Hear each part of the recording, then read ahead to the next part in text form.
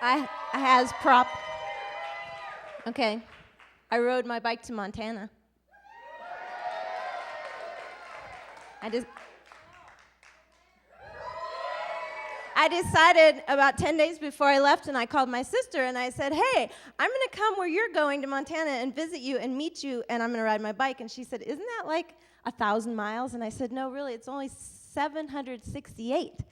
And it wasn't that bad. I had 10 days to kill, so I decided to go by myself on this bike, and my husband, the sweet man, rigged it up with 4 panniers, waterproof, and I worked out my route.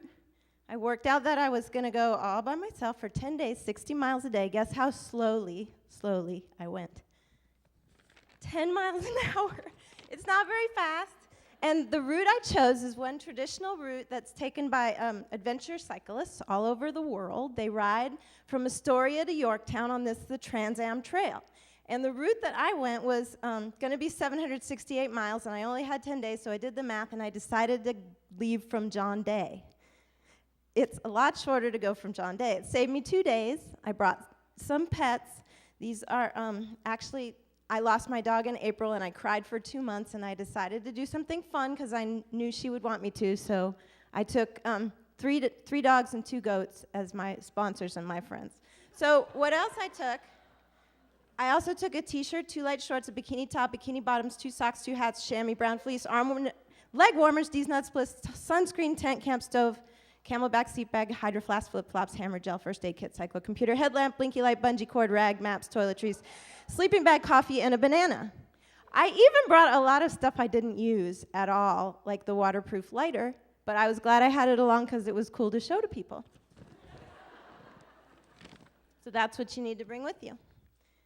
I was totally free as a solo cyclist, fully loaded, to stop wherever I wanted and check out whatever I wanted. I didn't have to look for a parking spot. I just pulled over and laid it down by the side of the road and checked out the big things. I pulled into Richland, Oregon, which is way out eastern Oregon, and some guy came trucking across the road at me and said, where are you headed? And I said, I'm going east. And he said, do you know about that? And behind me was this enormous hill. And I didn't know about that, but luckily I had a lot of friends along the way that did advise me, you're coming toward a lot of cyclists that have just been where you're going, and you're going where they've been, and they're coming your way. So they can tell you where you're going to go and where you're going to stay and what you're going to do. This guy was kind of weird. He was going my way, and I met him when I was squatted in the gutter, like trying to take a pee, and he rode by, hi, and he taught me this phrase, which is, slowly, slowly, catch the monkey. Guess what's coming next? So I learned that that's the way that you motivate yourself on a long journey, right? It's kind of like slow and steady wins the race. It was actually not that hard. So I only really went 540 miles. Anyone could do it. It's not an athletic feat at all. It's just mind over matter, one pedal stroke after the other, and it's actually really fun.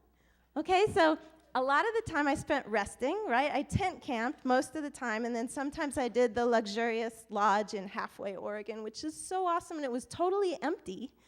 There was very little traffic, these beautiful rivers like the Loxa and the Salmon and the Snake, right? And all this awesome wilderness to discover. There are a lot of hills, though, between here and Missoula. So occasionally I would have to really gear up, and got to the top of the hill and saw a lovely view and trucked down the backside. Guess my top speed? Top speed? 42. How did you know that? So I also didn't, I wasn't afraid, but I was kind of terrified the first day. But I was mostly afraid of bears and cougars and people in rented RVs. And it really wasn't necessary to be afraid, because I had these cool places to cool down and drink out of my hydro flask and eat this awesome pizza, which I got at Paisano's. I carried this pizza with me for 3 days, okay? I could not let go of the pizza. And then finally, 3 days later, these guys fed me some hot dogs. They were so sweet. They offered prayers. The Red Bull man, who was pulled over because he was tired, gave me 6 Red Bulls, and I gave them away. I didn't drink them because I was drinking out of my hydro flask, but I used them as currency. So I would see somebody who looked tired, and I would be like, and I made it.